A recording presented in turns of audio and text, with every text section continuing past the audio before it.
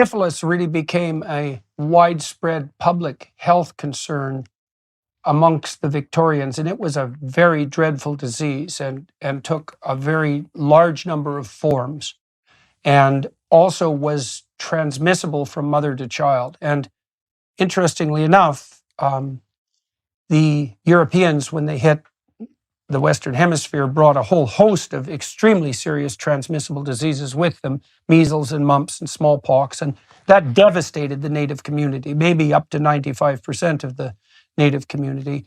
And the Native community returned the favor in very minor ways, one of which apparently was syphilis. And so there was a real twist in sexual mores that characterized the Victorian period, in part because syphilis was such a terror. I think the AIDS scare was nothing compared to the syphilis scare. And so it's hard to know exactly what the emergent fact of syphilis did to the conceptualization of the relationships between men and women on the sexual front. It certainly made prostitution, for example, a much greater public health danger. And so that's one question. Another question is, the Victorian era was characterized by the generation of a substantive amount of wealth. And one could argue that part of what was happening on the Victorian beauty front was the advertisement by aristocrats that they could tolerate this encumbrance in the name of beauty because they had the financial resources to sustain it. You know, there's an example of that biologically in principle, would be the peacock's tail, which is extraordinarily beautiful, but also quite the encumbrance. And apparently part of what it signifies, especially if it's perfectly symmetrical and well-formed and heavy, is that the male who sports that plumage has sufficient health and resources to pull that off without dying. And so now, and it seems to me that some of those Victorian excesses are reasonably understood on the biological front as manifestations of that kind of, what would you say? Well, it's an exuberance of display on the sexual front. Now, there might be all sorts of negative consequences of that in relationship to other elements of men and women's lives. But so those are two parallel questions. How do you think the emergence of syphilis transformed the relationships between men and women politically and socially in Victorian England in particular? And what do you think about the excess resource hypothesis on the Victorian outfitting front? And people were getting quite rich at that point, and that was certainly one way of displaying it. Right.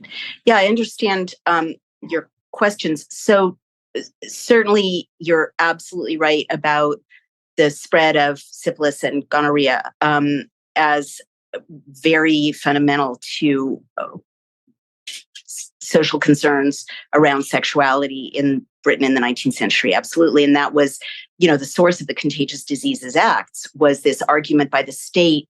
And I think my most recent book, Outrages, which addresses this, the book before my last one, is about how 19th century viral epidemics, including contagious diseases like gonorrhea, but also typhus and cholera, were used by the state as a kind of pretext for controlling people and subverting their civil liberties.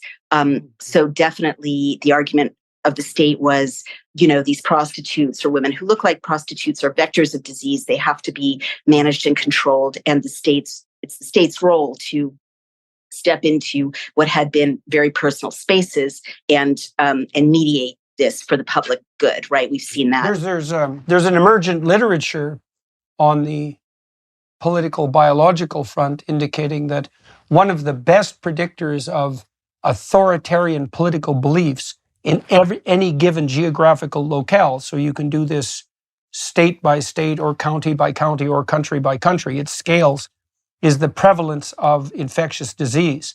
The higher the prevalence of infectious disease, the higher the probability of authoritarian political attitudes. And the correlation isn't like 0.1 or 0.2. The correlation is like 0.6. It's an unbelievably powerful relationship.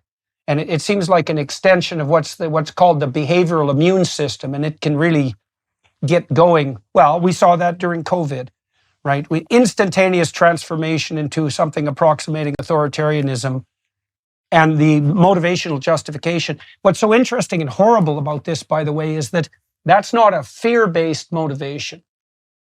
It's a disgust-based motivation. And disgust is a lot more aggressive than fear.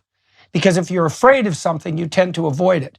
Whereas if you're disgusted by something, your fundamental motivation is to eradicate it by any means necessary. If you look, for example, at the language that Hitler and his minions used when they were ramping up their public health pathology, prevention pathology, to extend out of the mental asylums and the hospitals into more broad ethnic cleansing, all the language they used was parasitism, disgust, contamination, all disease associated. Right.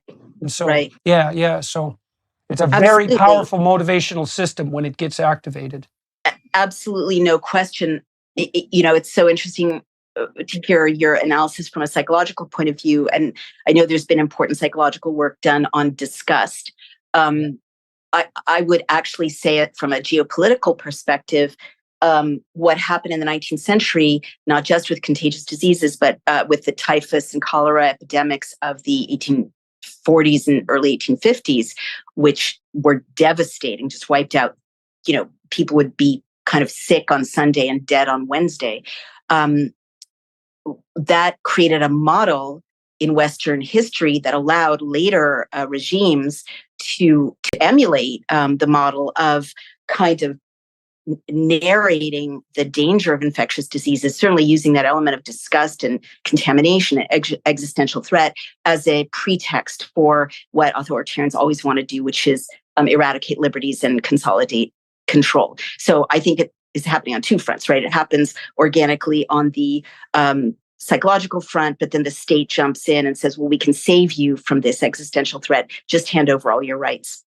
And I think that looking back, certainly Hitler and, then later other exploiters of this discourse, either consciously or not, referenced or remembered the effectiveness of the state stepping in the 19th century, because what the state did, which is so fascinating, is that they solved the infectious diseases threat by creating a network of sewers, Basel Getz network of sewers under London. And the first municipal sewage system solved the problem largely. It saved people. And so that was a fantastic argument for the state to say, look, individuals can't do this. The individual home with its cesspit, with its, miasmas, is the source of contamination. One person's private contamination affects the commons. Therefore, you need the state to mediate the commons. And the metaphor that I look at then is the internet, right? It established this idea that there's a commons between us that can be contaminated from one person's private space to another person's private space, and therefore the state needs to patrol and police the commons. But there's a real analog between the spread of information and the spread of viruses, which is obviously why we say such things as it went viral.